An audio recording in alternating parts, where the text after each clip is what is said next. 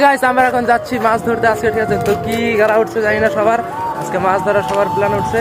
তো এটা হচ্ছে আমার বড় মাছ হওয়ারা বিশ্বদা, আর আমাদের পাড়ার ভাতিজা, সবার ভাতিজা, মনের মানে ছেলে ভালো একটু মাটি ধোস। হ্যাঁ দেখো, যত দামের ছিপ না তত দামের একটা মাছ উঠাবো ভালো। আর এই যে আমার কাছে যে বাংলা ছিপ, গরিব মানুষ আমি এখন, এই যে আমার বিশ্বদা আমাকে 7 টাকা দিল। তো এই 7 টাকার আটা আনতে যাবো এখন আমরা।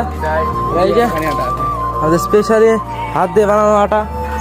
এই যে আমাদের আটটা ব্লগার এখন ব্লগ করে ভাবছে আমার দেখা দেখি। পাড়ায় অনেক ব্লগার হয়ে গেছে, ঠিক আছে? তুমি ওদেরকে দেখবে না, তুমি আমাকে দেখো, ঠিক আছে?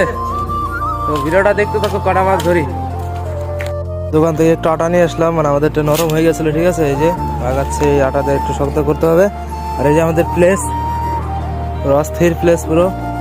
আর এই যে এখন আমাদের বড় মাছ মারা পজিশন খুঁজতেছে নাকি। মাছারা কিছু বলবা? কয় টাকার মাছ তুলবো আজকে? হ্যাঁ কিছু বলবো না? কয় টাকার মাছ তুলবো? দেখা যাক ক টাকার পাওয়া যায় মাছ।